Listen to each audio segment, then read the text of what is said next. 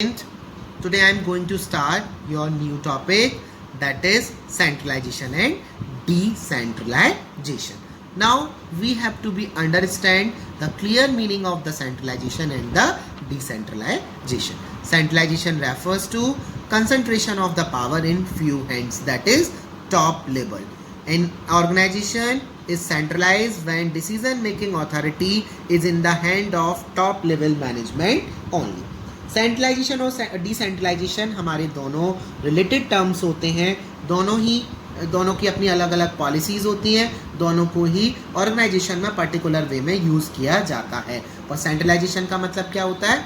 Centralisation का मतलब है जब हमारी पावर कुछ फ्यू हैंड्स में होती है. इट मीन्स जब हमारी most of the power top level के हाथ में होती है, वो हमारा सेंट्रलाइजेशन का पार्ट बोला जाता है. किसी भी ऑर्गेनाइजेशन में जब decision making authority top level management ही करता है, वो हमारा सेंट्रलाइजेशन का पार्ट बोला जाता है. We have to be take the example when all kind of main responsibility and authority, all major decision taken by the central government, that is also the example of centralization. अगर एक बड़ी organisation होती है तो वहाँ पे decentralisation की सबसे ज़्यादा ज़रूरत होती है. अगर छोटी ऑर्गेनाइजेशन है तो वहाँ पर मोस्ट ऑफ द वर्क, जो भी हमारा वर्क होगा उसका डिसीजन मेकिंग कौन करता है? That is done by the top level management only. तो suitability, small organisation work with centralization and the big organization cannot work with centralization. He use centralization and decentralization both each other. Now we have to be understand the meaning of decentralization. It can be defined as even and systematic distribution of authority at every level of management. ये decentralisation हमारा वो part होता है जिसमें हम authority को systematically हर level of management पर डिवाइड करते हैं. Every employ working at different level get some share in authority.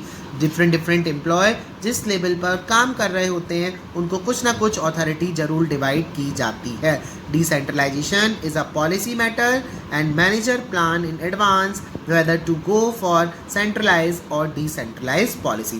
Decentralisation एक पॉलिसी मैटर के ऊपर डिपेंड करता है जिसमें मैनेजर प्लान बनाता है एडवांस में कि उसको सेंट्रलाइज रखना है या अपने ऑर्गेनाइजेशन को डिसेंट्रलाइज पॉलिसी के थ्रू रन आउट करना है. Some company follow a mix policy. कुछ कंपनी मिक्स पॉलिसी को फॉलो करती है. They keep important matters such as financial decision, structural decisions with top level management only and share common decision with people working at different level.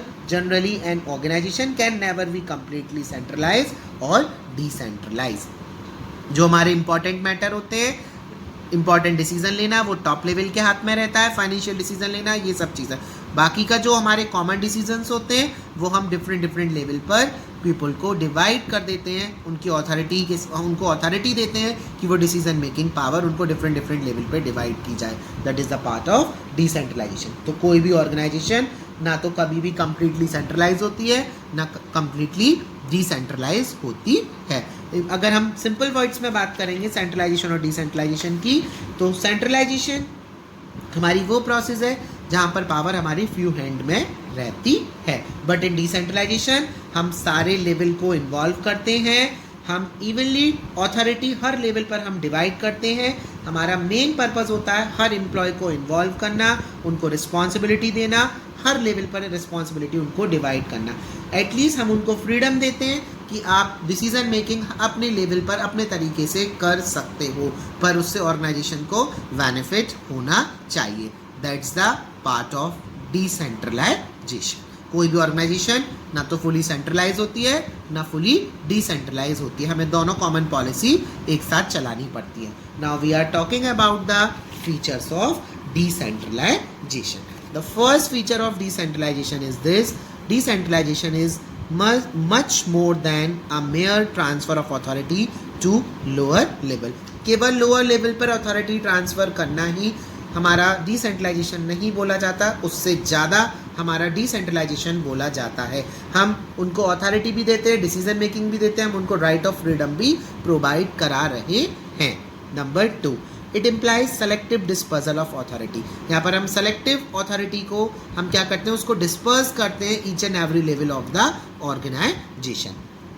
It show the believe that people are competent, capable and resourceful. यहाँ पर ये भी show होता है कि जो भी people organisation में काम कर रहे हैं वो बहुत ही कैपेबल हैं, वो बहुत कॉम्पिटेंट हैं, बहुत ही रिसोर्सफुल हैं, इसी वजह से उनको किसी के ऊपर डिपेंडेंट होने की ज़रूरत नहीं है।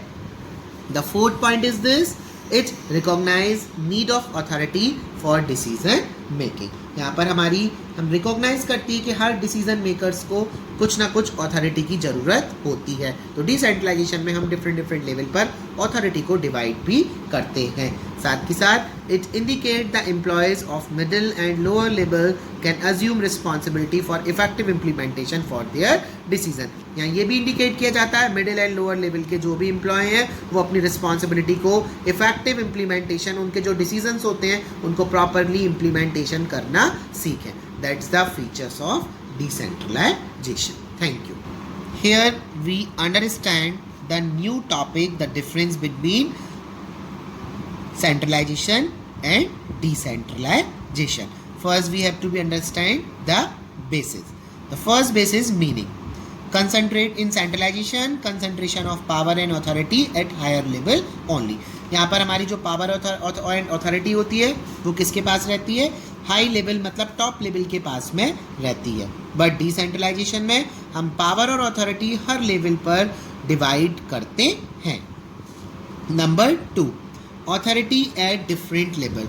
मैक्सिमम अथॉरिटी टॉप लेवल पर, लो अथॉरिटी हमारी मिडिल एंड लो लेवल पर रहती है। बट डिसेंट्रलाइजेशन में अथॉरिटी हम हर लेवल पर पर्टिकुलरली डिवाइड करते हैं। सूटेबिलिटी, थर्ड बेसिस, ये हमारी स्मॉल ऑर्गेनाइजेशन के लिए सूटेबल होता है। जब हमारी ऑर्गेनाइजेशन बड़ी हो जाती है, लार्ज ऑर्गेनाइजेशन होती है, वहाँ डिसेंट्रलाइजेशन के बिना हम काम नहीं कर सकते हैं। एक दिन में हमें बहुत सारे डिसीजन लेने होते हैं मैनेजर को, तो मैनेजर अकेले सारे डिसीजन नहीं ले पाता है। इसी वजह से जो टॉप लेवल है वो सब लेवल पर डिफरेंट डिस्पर्सल करती है अथॉरिटी का कि अपने हिसाब से आप डिसीजन मेकिंग कीजिए, but it's benefit for the organisation also. The fourth point is freedom of action. Manager have less freedom, या मैनेजर को कम फ्रीडम होती है, बट या मैनेजर को ज़्यादा फ्रीडम होती है।